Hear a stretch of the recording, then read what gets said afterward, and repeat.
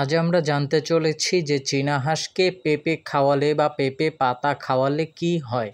তো চলেন বন্ধুরা আমরা এখনই জেনে আসি যে চীনা হাঁসকে পেঁপে পাতা বা পেঁপে খাওয়ালে কি হয়। আসসালামু আলাইকুম ওরহমতুল্লাহি ওবরকাত। সবাই কেমন আছেন? আশা করি ভালো আছেন। আলহামদুলিল্লাহ, আপনাদের দোয়ায় কিন্তু আমরাও ভালো আছি। তো আজ আমরা জানব চীনা হাঁসকে এবং দেশি হাঁসকে আমরা পেঁপে পাতা খাওয়ালে কি হয় এবং পেঁপে খাওয়ালে কি হয় সেই সম্পর্কে আজকে কথা বলবো। কাজী সকলের কাছে অনুরোধ করে নিচ্ছি, এখন পর্যন্ত যারা আমাদের তিন ভাই এগ্রো চ্যানেলটিকে সাবস্ক্রাইব করেননি, সবাই অবশ্যই আমাদের এই চ্যানেলটিকে সাবস্ক্রাইব করে রাখতে পারেন। নিত্য নতুন ভিডিও কিন্তু আপনাদের কাছে চলে আসবে যদি এই চ্যানেলটিকে সাবস্ক্রাইব করে রাখতে পারেন।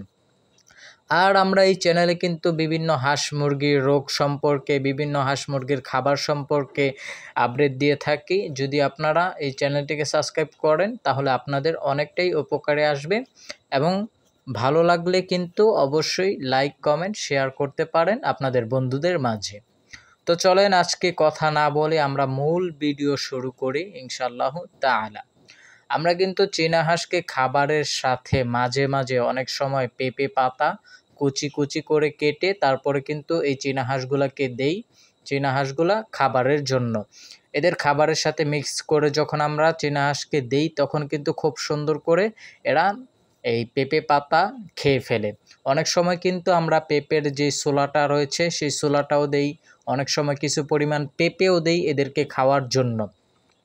এখন চলেন জেনে আসি যে পেঁপে পাতা খাওয়ালে বা পেঁপে ছোলা খাওয়ালে বা পেঁপে খাওয়ালে চীনা হাঁসের কি কি উপকারী হতে পারে।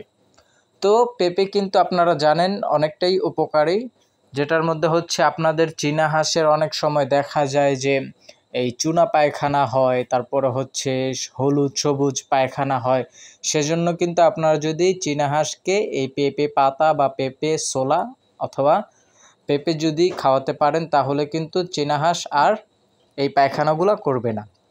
তার পাশাপাশি কিন্তু চীনা হাঁস মুরগিরও কিন্তু গ্যাস্ট্রিক হয়। আপনি এটা ভাববেন না যে মানুষেরও শুধু গ্যাস্ট্রিক হয়, এগুলারও কিন্তু গ্যাস্ট্রিক হয়।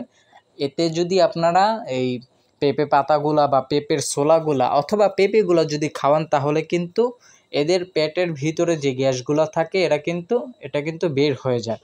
তার পাশাপাশি কিন্তু অনেক সময় এদের পেট ফাঁপা হয়ে থাকে, এরা তেমন খাবার খেতে চায় না। অনেকেই বলেন যে ভাই আমাদের হাঁসগুলো খাবার খাচ্ছে না, কিসের জন্য বুঝতে পারছি না।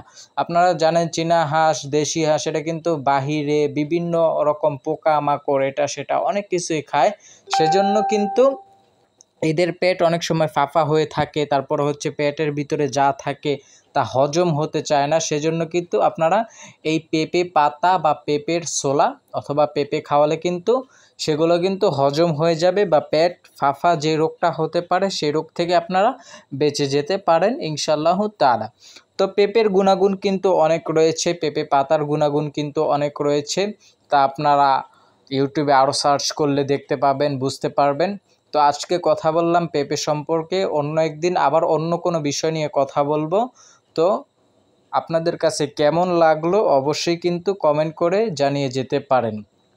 আর চীনা হাঁস সম্পর্কিত সমস্ত আপডেটগুলো আমরা আমাদের এই চ্যানেলে দিব, আপনার চ্যানেলটিকে সাবস্ক্রাইব করে রাখতে পারেন। তো বিদায় নিচ্ছি আজকের মতো, আল্লাহ হাফেজ।